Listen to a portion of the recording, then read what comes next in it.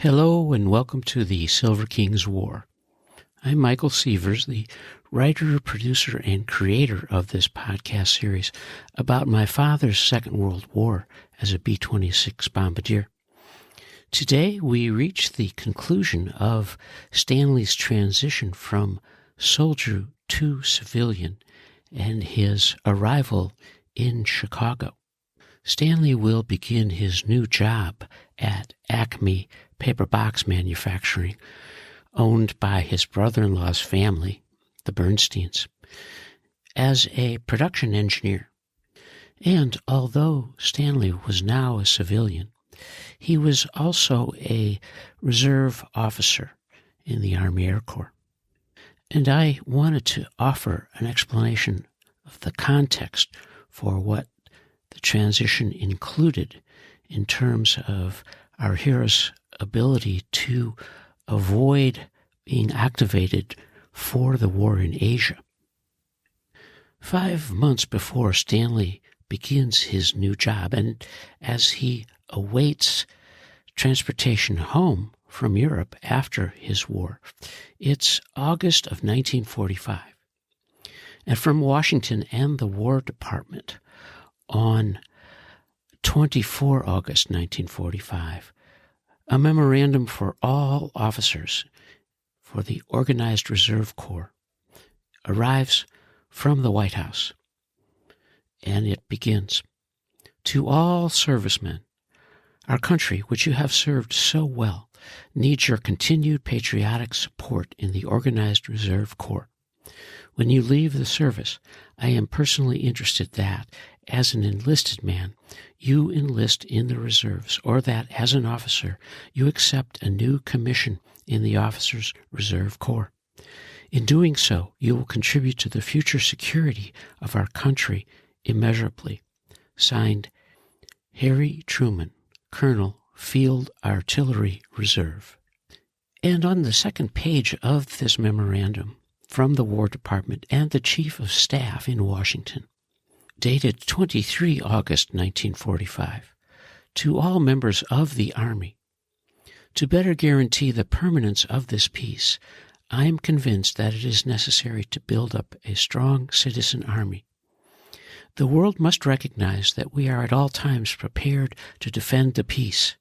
Furthermore, we owe it to our country and to the comrades who have made the great sacrifice to ensure that never again will Americans be drawn into a war unprepared.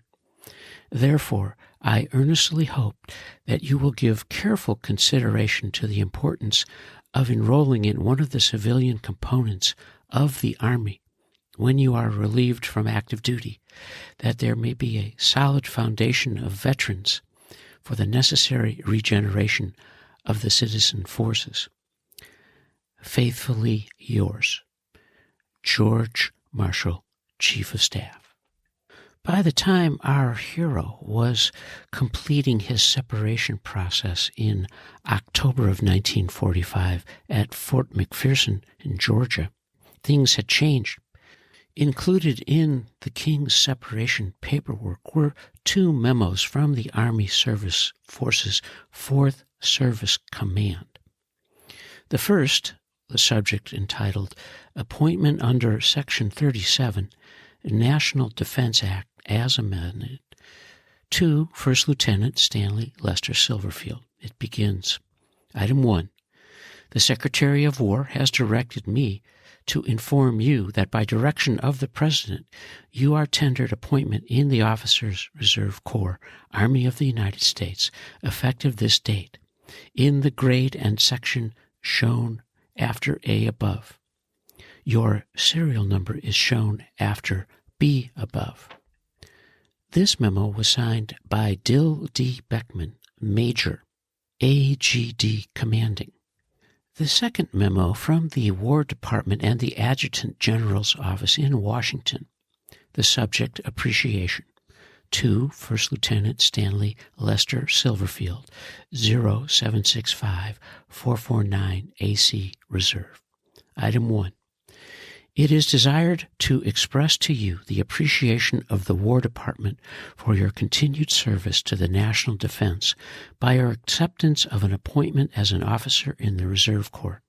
Your aid and that of the other veteran officers who, like you, are displaying an active interest by remaining in the reserve will be invaluable in building and maintaining a sound and effective post-war Army. You and your comrades, by your counsel, your leadership, and your wholesome influence on public opinion, may well make the difference between mediocrity and complete success. Item 2. AR 140-5 and the other Army regulations governing the Officers' Reserve Corps necessarily will be revised to conform with such statutes as may be enacted to govern the post-war Army. The revised regulations and other information concerning the Officers' Reserve Corps will be made available in the future. Item 3. As soon as the press of work permits, a formal commission evidencing your appointment will be mailed to you. By order of the Secretary of War. Signed, Edward F. Woodsell, Major General, acting the Adjutant General. Stanley, with this fresh paperwork, begins 1946 as a commissioned officer in the Reserve Corps. What follows Stanley throughout much of the next decade, through the start and the end of the Korean War in 1953, is the paperwork that keeps him home and safe while he remains under the watchful eye of the federal government. Stanley's status as a production engineer for Acme is safeguarded by what's known as the list of essential activities that are issued by the United States Department of Commerce.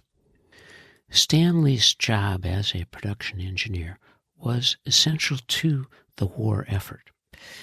And in a brief few months in 1952, the Silver King's paperwork reflects how closely the nation was tracking its veterans and its reserve officers in case they were needed for active duty. On January 16, 1952, the United States Department of Commerce, under the Secretary, Charles Sawyer, issued a revised list of essential activities. And it began with a statement. Secretary of Commerce Charles Sawyer today issued a revised list of essential activities for use in connection with the revised list of critical occupations released May 7, 1951 by the Department of Labor. No activities were removed from the Commerce list. The principal additions are those activities involving the production of kaolin clay, tetraethyl lead, and adhesives. These lists are prepared for use by the Department of Defense for considering requests for delaying calls to active duty of reservists and the National Guard. They are also made available to local draft boards of the Selective Service System as information to assist them in making determinations on requests for deferment of registrants. These agencies have the responsibility for making determinations on requests for military deferments. In issuing the revised Commerce list of essential activities, Secretary Sawyer said, quote, "The sole purpose of the list is to serve as a guide in obtaining manpower for the armed forces.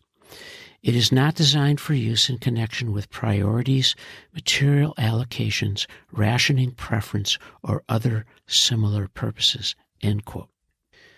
The present list, like the list issued on April 8, 1951, does not follow any established industrial classification system, but has grouped essential activities under 25 broad headings.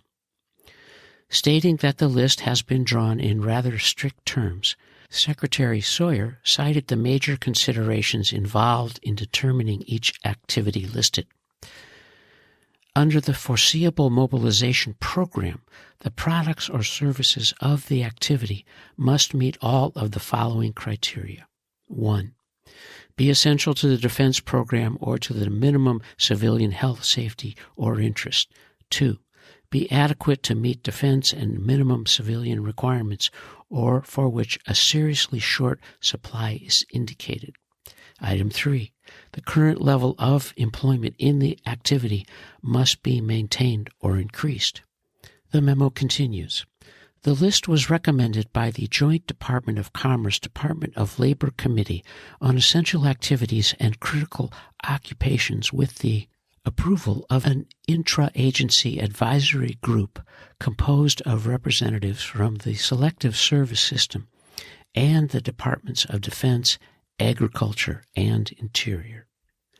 The list of essential activities begins with Item 1, the production and maintenance of aircraft and parts. Item 2, the production of ships and boats. Item 3, ordnance. Item 4, agriculture and commercial fishing. Item 5, food processing. The major theme of these essential activities is that the industries produce things important to the national defense and the war effort. And down the list of these activities at item 19, which is circled on the King's paperwork, is the production of shipping containers, described as containers for products identified on this list: glass, metal, plastic, wood, paper, and textile, including reconditioning of and caps and closures for such containers, metal strapping, adhesives. As Stanley's civilian status remains essential, the Air Force continues to track his activities, and in July of 1952, he receives a memo from the 10th Air Force Reserve Inventory Unit Number 3 in Chicago. And the subject is Inventory of Air Force Reserve Personnel Resources, addressed to Stanley, First Lieutenant Stanley Lester Silverfield, United States Air Force Reserve, at 534 Aldine Avenue, Chicago 13, Illinois. It begins, "This letter requires your immediate attention!" Item 1. The Air Force is conducting an inventory of all its reservists. It must know what it can expect from you and all other reservists during this and any future emergency. Item 2. This request does not mean that you, as a reservist, are being considered for entry into active military service. Item 3. It does mean that the Air Force wants complete, up-to-the-minute information about your qualifications and availability for active military service in case you are needed at some time in the future. Item 4. To accomplish this inventory, personal interviews are conducted with all reservists residing within Illinois counties of Cook and DuPage, and all reservists assigned to the 2400 Air Force Reserve Specialist Training Squadron under the jurisdiction of the 2400 Air Force Reserve Specialist Training Center, regardless of county of residence. These interviews will be held at 226 West Jackson Street, Chicago 6, Illinois, between the hours of 0800 and 1700, Monday through Friday. The telephone number is Andover 33600, extension 101. Item 5. Your appointment has been set for 1400 hours on 22 October. If it is possible for you to meet this commitment, please so indicate on the attached postal card, sign your name, and mail it. This 2-page memo was signed by Walter W. Gross, Colonel in the United States Air Force. Later that month, Stanley received another memo, this one from the headquarters of the 10th Air Force Survey of Reserve Personnel, on the subject of availability of the classification code. It was brief. Item 1. A review of information furnished by you regarding your ability to respond to active military service orders, should your service be required, has been completed. As a result of the information you furnished, you have been accorded Availability Classification Code AI. Parenthetically, see explanation on reverse side. Item 2. If you feel this classification is incorrect, you may request reconsideration. This request for review and reconsideration should be addressed to the Commanding General, Headquarters 10th Air Force, Selfridge Air Force Base, Michigan. Item 3. It is emphasized that this availability classification code is subject to revision in the light of overriding military requirements. Signed, E. Roche, Major, United States Air Force. The King's classification as AI meant that he is a reservist engaged in a critical occupation in an essential activity as listed on Department of Commerce list of essential activities. And under the Code I, he's in this protected status for 1 through 3 months, and of course, subject to review throughout. 3 months later, in September of 1952, Stanley received another memo, which was an outline of officer classification system. And it began, since many officer reservists are not aware of the changes that have been incorporated into the new officer classification program, this outline has been prepared to cover the more important features of the new system. Air Force Manual 36-1, titled Officers Classification Manual, 1 January of 1952, sets forth policies and procedures governing classification of officers assigned to the United States Air Force, both active and inactive. The new system provides for 26 occupational fields, 6 of which cover the medical service. In each of the 26 fields, all related positions requiring the same knowledges and skills have been grouped into one Air Force specialty, thereby eliminating the necessity for developing separate descriptions for closely related positions. This dense 2-page memo concludes with a brief paragraph. The classification action taken during the inventory is not a final action on your part, since we must be advised whenever a change in status occurs which affects your qualification status. We are depending upon you to advise us whenever a change occurs in order that your records may be maintained in a current status. Your cooperation during the interview will be appreciated. Stanley's steep surveillance by the Air Force Reserve units concluded in November of 1952. His paperwork included a long questionnaire titled Air Force Reserve Inventory Questionnaire.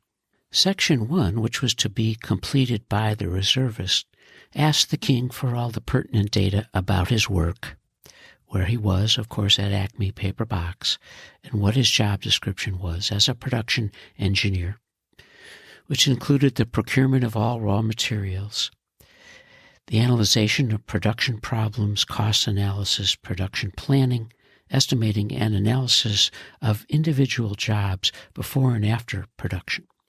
He had 7 years in this role, and he had 2 employees in the production unit that he supervised. Deep in the form, there is a question about his availability. Item 19, which is described as, in the event of a national emergency, indicate below the minimum period of time subsequent to receipt of orders required by you to report for active military service. Stanley had checked 7 to 12 months with normal notice. Following that, they ask about his special circumstances. Of course, they want to know why he would request more than 30 days. And his box is checked that he and his employer consider his job a key position, the duties of which are critically essential to the overall effectiveness of the activity. To conclude Stanley's section, a statement, I certify that the foregoing entries are true and correct to the best of my knowledge and belief. Dated 14 November 1952, Stanley L. Silverfield. As Stanley's 1953 began, the paperwork trail was slowing. It became more apparent that perhaps there would be a finish to the Korean War, or at least a settlement, an armistice, a stalemate perhaps. For the king, that meant perhaps a fresher view of the coming years and an opportunity to really focus on family life and perhaps pursue more of a career life, a different way, with a different organization. As you know from following our hero, Stanley's civilian life in its first year meant that he would meet and marry Shirley June Gordon in June of 1946. And then he had children, Shirley and Stanley, first me in 1948, and then my sister Cindy in 1951. And 4 years after that, our nuclear family rode a new Plymouth coupe to Northbrook, an up-and-coming suburb north of the city, in 1955. And now, as we reach the conclusion of Stanley's transition, a brief review of what's ahead.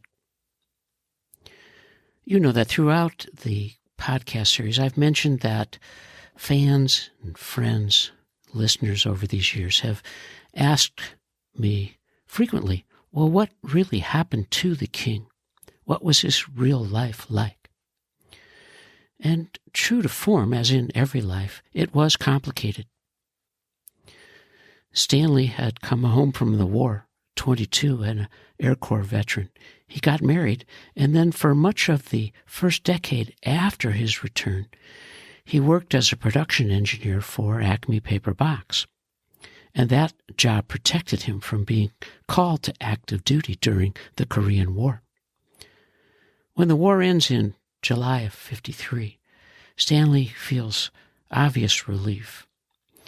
And it helps him focus on reaching what became a difficult end to his career at Acme Paper Box due to his troubling relationship with his highly emotional brother-in-law, Lee Bernstein.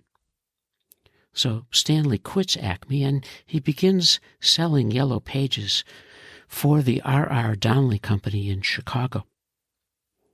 And then, yes, the family moves to Northbrook in 1955, and Stanley begins a new job selling wholesale beauty supplies for his uncles, Abe and Joe Bailey, who had formed a company in Chicago called Bailey's Beauty Supplies.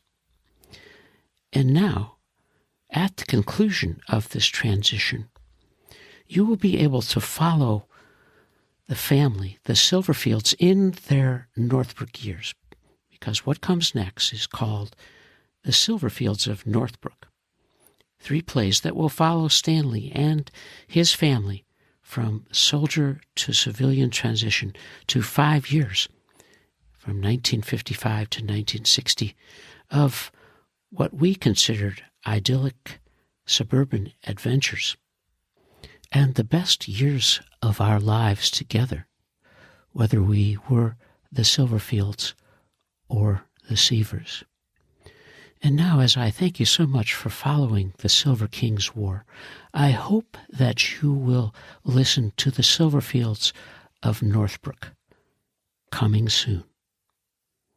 And you are listening to the Silver King's War.